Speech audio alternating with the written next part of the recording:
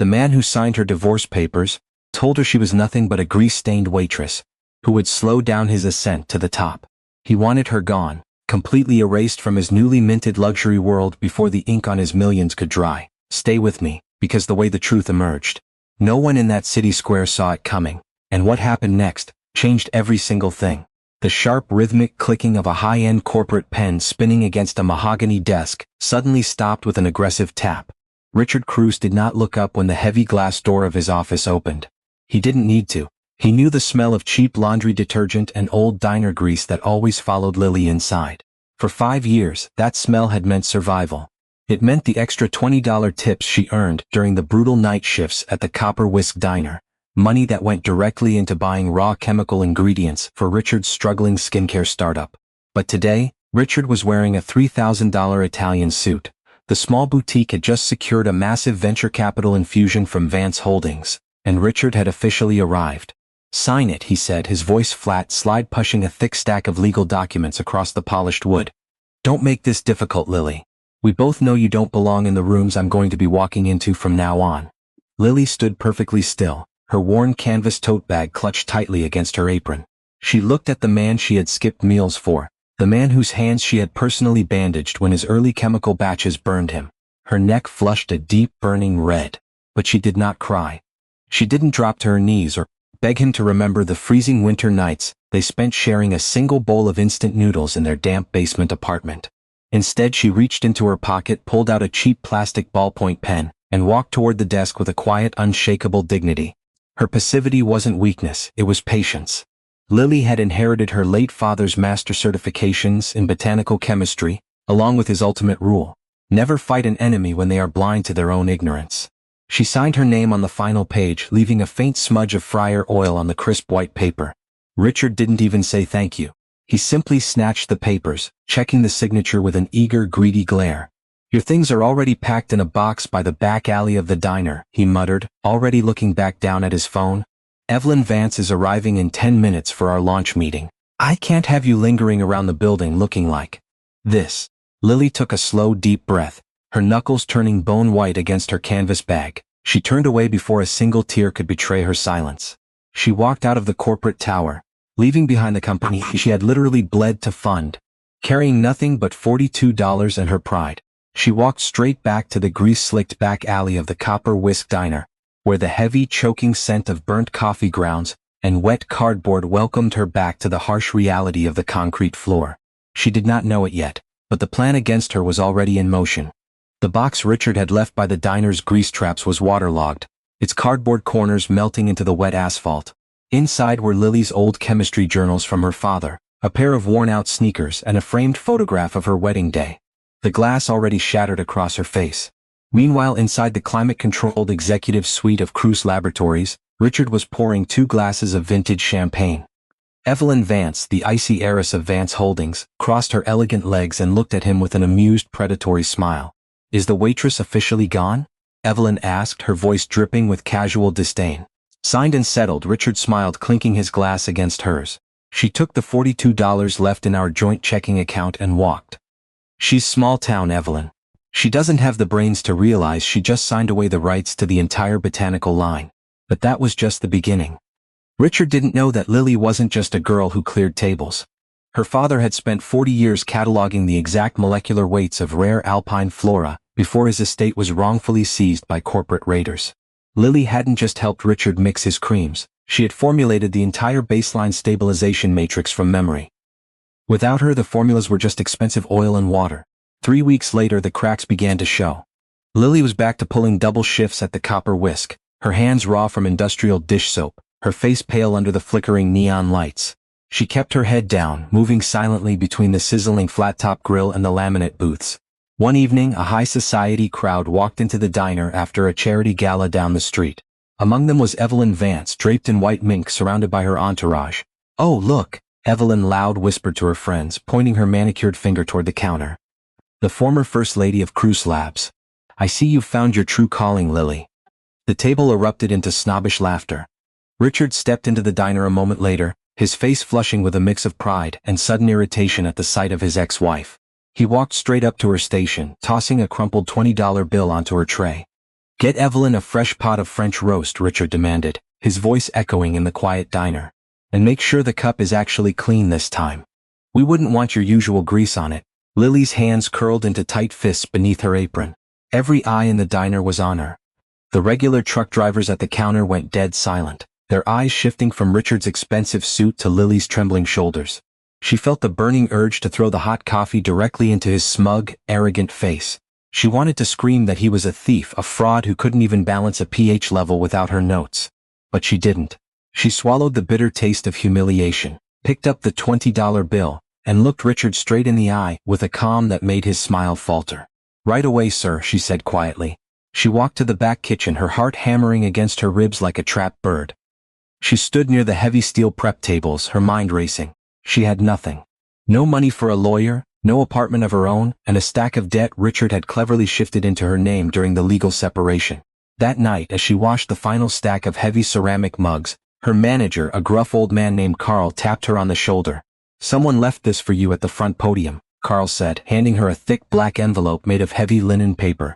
Came from a driver in a town car. Lily wiped her wet hands on her apron and opened it. Inside was a single gold-embossed card from the Ethelgard Group, the largest luxury cosmetics conglomerate on the continent. A multi-billion-dollar empire that Richard had spent years trying to pitch to, only to be rejected at the door. The card read, "We tested the original stabilization batch you left at the patent registry before the divorce. The man claiming to be the creator is a fraud. We launch in 6 months. Name your price." She thought that was the worst of it. She was wrong, and then, in the middle of all of it, Richard found out. He didn't find out about the gold-embossed card. But he found out that the production lines at Cruce Laboratories had completely stalled. The first massive commercial batch for Vance Holdings was separating into a clumpy, yellow liquid. Without Lily's specific, unwritten sequence of temperature adjustments, the synthetic fillers Evelyn had forced into the budget were ruining the entire inventory. Richard panicked. He had exactly 14 days before the national launch, and millions of dollars of Evelyn's venture capital were on the line. By morning he was standing at the threshold of the copper whisk, the smell of cheap frying oil instantly making his nose wrinkle. He marched past the counter and cornered Lily near the supply closet, his face twisted in a mixture of desperation and lingering arrogance. "I need your original lab journals," Richard hissed, slamming his hand against the doorframe to block her path. "The ones your father left you. You took them out of the box I left for you. Give them to me, and I'll write you a check for $5,000 right now." Lily gripped the plastic handle of her mop until her knuckles went white. She looked at the raw skin on her fingers, then at the frantic, sweating man who had thrown her out like garbage just weeks ago. For a brief second, she doubted herself. She thought about the mountain of debt Richard had saddled her with, and how easily $5,000 could make it vanish. But then she remembered her father's face. She remembered the shattered glass on her wedding photo. "The journals aren't for sale, Richard," she said, her voice steady and quiet. "You think you're clever?" Richard snarled, stepping closer, his breath hot against her face. "You're a waitress, Lily. You're going to starve in this alley. If I don't get those stabilization sequences, I'll have Evelyn's legal team sue you for industrial sabotage. I'll tell the court you altered the formulas before you signed the divorce." It was a blatant, terrifying lie, a threat designed to crush her passivity once and for all. Meanwhile, on the other side of town, Evelyn Vance wasn't waiting for Richard to solve his problems. She had already contacted the municipal advertising board, using her family's immense political leverage to buy out every major digital billboard surrounding Cruce Laboratories' flagship square. She wanted a total media takeover for their launch. 6 days later, a formal eviction notice was slapped onto the door of Lily's tiny rental room. Richard had used his knowledge of her finances to buy out her lease from the landlord, ensuring she had nowhere left to turn. He wanted her broken. He wanted her on her knees, begging to give up her father's secrets, just to have a roof over her head. That night, Lily stood in the pouring rain outside the diner, holding the waterlogged box of her father's journals. She had nothing left, no allies, no plan. But that night, something changed inside her. Quiet, certain, like a decision that had always been waiting. She pulled the gold-embossed Ethelgard Group card from her pocket, completely ignoring the rain soaking through her uniform. She picked up a payphone at the corner of the street and dialed the private number on the back. When a deep, professional voice answered on the second ring, Lily didn't tremble. "This is Lily," she said into the receiver, watching the lights of Richard's corporate tower flicker in the distance. "I don't want your money. I want full executive control of the launch. And I want it in 6 months." Richard had every reason to feel safe. Lily had one reason not to give up, and that one reason was enough. Over the next few days, Richard Cruz lived in a state of manic triumph. He had completely cut Lily off from her lease. Her bank accounts were frozen under a pending legal injunction his lawyers had manufactured, and he hadn't seen her near the diner for weeks. He assumed she had packed her bags and crawled back to the forgotten village she came from, entirely broken by the weight of his corporate machine. To save the failing product line, Richard and Evelyn did what every desperate, arrogant executive does. They hired a shadow lab to reverse engineer Lily's stolen notes, forcing synthetic chemicals into the compound to mimic the stabilization she had achieved naturally. "It's fixed," Richard proclaimed during an emergency board meeting with Vance Holdings, slamming a newly bottled sample of Cruz Luxury Botanical Serum onto the glass table. "The consistency is perfect. The shelf life is guaranteed. We are ready for the public listing." Evelyn Vance leaned back, her cold eyes scanning the financial reports. "The city square is completely booked for Friday night, Richard. Every major retail distributor on the coast will be watching that 50-foot digital screen. If this line fails to impress, my family will pull every dime out of your labs before midnight." "It won't fail," Richard smiled, his chest swelling with unearned pride. "I designed it myself." The waitress was just an assistant. They were still celebrating. They had no idea the game had already changed hands. Friday evening arrived with a biting, crisp wind that swept through the city's financial district. The Grand Plaza of the Cruz Corporate Tower was packed with high society guests, international buyers, and media reporters holding flashing cameras. A velvet rope corralled the elite, who were sipping champagne under the shadow of the massive dark digital billboard, towering 50 feet over the cobblestones. Richard stood at the center of the terrace, his arm wrapped around Evelyn's waist, soaking in the compliments from billionaires and tech magnates. He looked like a man who had conquered the world. At exactly 8 o'clock, the lights in the plaza dimmed. A booming voice echoed over the surround sound speakers, announcing the grand unveiling of the newest empire in luxury skincare. "Ladies and gentlemen," Richard spoke into a wireless microphone, his voice dripping with arrogance as he pointed toward the giant blank screen. "5 years ago I had a vision to bring elite botanical science to the world. Many tried to slow me down, many told me I didn't have the pedigree. But tonight we prove that true genius cannot be hidden." Evelyn smiled sharply, signaling the control room to activate the global media feed. The massive digital screen flickered, a blinding flash of white light illuminating the faces of the 3,000 people standing in the square. The grand countdown began. 5, 4, 3, 2, 1. The screen shifted to a high-definition, deep black backdrop, but the logo that appeared at the top wasn't Cruz Laboratories. It was the majestic gold-crested seal of the Ethelgard Group. Before Richard could even process the wrong logo, a massive portrait materialized on the billboard, towering 50 feet over his head. It was a flawless, hyper-realistic image of a woman. She wasn't wearing a grease-stained apron, and her hair wasn't tied back in a cheap plastic clip. She wore a tailored midnight blue silk suit, her posture regal, her gaze piercing right through the crowd with an unshakable royal dignity. Beneath her face, glowing in massive $500 million gold lettering, was the global campaign slogan, "Ethelgard Botanic, formulated and owned by Chief Executive Lily Sterling. The truth cannot be stolen." The entire plaza went into a state of dead, suffocating silence. Richard's microphone slipped from his numb fingers, hitting the stone floor with a loud, screeching feedback whine that made the crowd wince. His face drained of all color, his skin turning a sickly hollow gray as he stared up at the sky. There was one moment left, one move, and she had to get it exactly right. The silence in the plaza was absolute, like a room where the air had been suddenly sucked out. No one gasped. No one whispered. 3,000 people simply stood with their heads tilted upward, staring at the 50-foot golden letters illuminating the cold night air. Richard's knees shook violently against his tailored trousers. He gripped the velvet railing of the VIP terrace, his eyes bulging as he looked at the name beneath Lily's face. Sterling, not Cruz. She hadn't just reclaimed her father's original formulations. She had reclaimed his family name, the legendary botanical empire that corporate raiders had tried to bury 20 years ago. "What is the meaning of this, Richard?" Evelyn Vance's voice was no longer icy. It was trembling with a frantic, sharp panic. She grabbed his arm so hard her diamond nails tore his suit jacket. "Who is that? Why is the Ethelgard logo on our screen? Where is our campaign?" Before Richard could open his mouth to answer, the heavy security gates at the back of the plaza groaned open. The crowd parted instantly as a fleet of 4 pristine black town cars rolled silently onto the cobblestones, escorted by private security details in dark suits. The lead vehicle bore the gold crest of the Ethelgard Group on its fenders. The cars came to a synchronized halt directly in front of the executive terrace. The door of the center vehicle opened. A private security guard stepped out, holding a massive black umbrella against the sudden misting rain, and stood at absolute attention. Then she stepped out. Lily Sterling walked out of the vehicle like a queen entering her own palace. Dignity and truth wrapped around her like a royal robe. She wore the exact same midnight blue silk suit from the Billboard. Her hair was styled perfectly, her face radiant with a natural flawless glow that no synthetic chemical could ever mimic. In her right hand she carried a slim, gold-trimmed leather portfolio. The high society investors and international buyers in the crowd instantly recognized her. She wasn't the waitress from the greasy diner alley. She was the woman holding a $500 million acquisition fund in her palm. Richard froze, his hands trembling so violently, he had to squeeze the terrace railing to remain upright.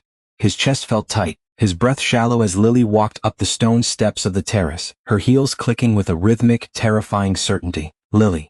Richard choked out, his voice cracking completely as she reached the top of the platform. Lily, what? What did you do? This is my launch, this is my company. Lily stopped exactly 3 feet from him. She didn't look angry, she didn't look vindictive. Her expression was completely calm, a deep, unshakable peace that made Richard look small, pathetic, and desperate. Your company, Richard? Lily said, her voice clear and resonant, carrying effortlessly through the silent plaza. You don't have a company anymore. She opened the gold-trimmed portfolio and slid a single notarized legal document across the high-top table toward Evelyn Vance. At 6 o'clock tonight, Ethelgard Group completed a total debt buyout of Vance Holdings' manufacturing sector. Lily explained smoothly, her eyes locked on Evelyn's turning white face.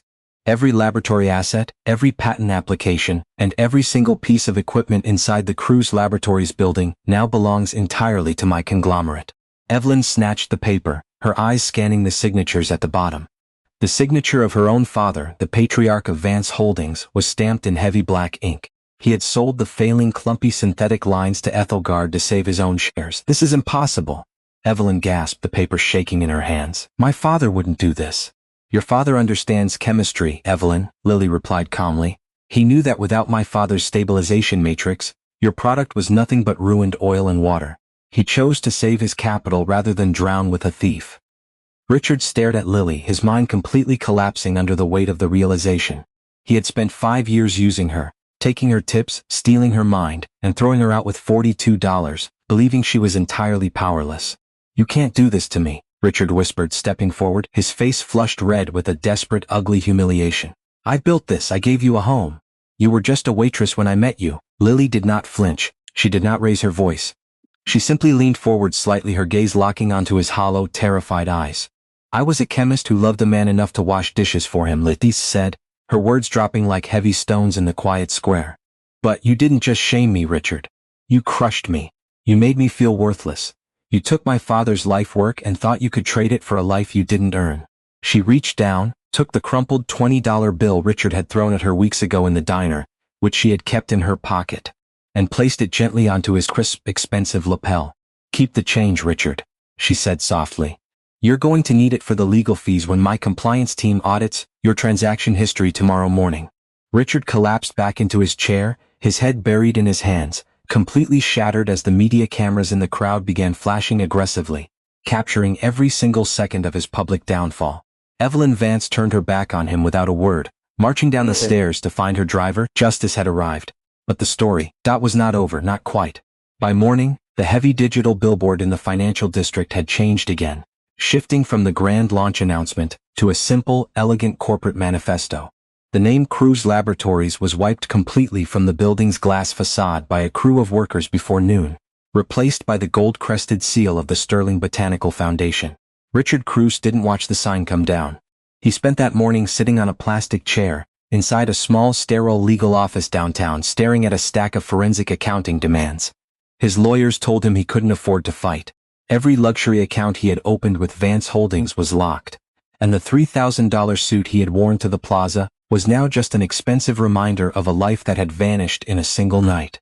Meanwhile, on the quiet, tree-lined side of the city, the heavy glass doors of the Copper Whisk Diner opened one last time for its most frequent customer. Lily Sterling didn't arrive in a fleet of Blacktown cars, and she didn't bring a security detail. She walked inside alone, wearing a simple wool coat, and sat at the far corner booth where her father used to draft his early molecular journals. Carl, the gruff old manager, walked over from behind the counter, carrying a fresh pot of regular black coffee. He didn't offer a corporate greeting, and he didn't address her by her new title. He simply poured the coffee into a heavy ceramic mug, looking at her with a quiet, proud smile that didn't need words. "Here you're moving your main research team back to the old Valley Labs," Carl said, wiping his hands on his apron. "The soil is better there, Carl." Lily smiled, her voice filled with a deep, unshakable warmth. "That's where the true formulas belong, near the roots." She reached into her coat pocket and placed a small folded document on the laminate table. It wasn't a corporate acquisition or a legal threat. It was a fully funded trust deed for the land beneath the diner, ensuring that Carl and the staff would never have to worry about a commercial landlord or a corporate eviction notice again. "For the late shifts," Lily said softly, gently pushing the paper toward him. Carl looked at the deed, his calloused hands trembling slightly as he swallowed hard, turning his head away for a brief second to hide the sudden moisture in his eyes. He didn't say thank you. He didn't have to. Lily took a slow sip of her coffee, looking out the rain-streaked window at the busy street below. For the first time in 5 years, her shoulders didn't feel heavy. The debt was gone, the theft had been answered, and her father's name was finally clean. She had stepped out of the grease-stained alleyway and into her own empire. Not by throwing dirt at the people who hurt her, but by allowing the truth to grow exactly where it belonged. Their journey had only just begun. Some people spend their whole life waiting for that moment, when truth shows up, uninvited, right in the middle of the room. If you believe in that kind of justice, leave a comment, just one word. Let's see who else is here.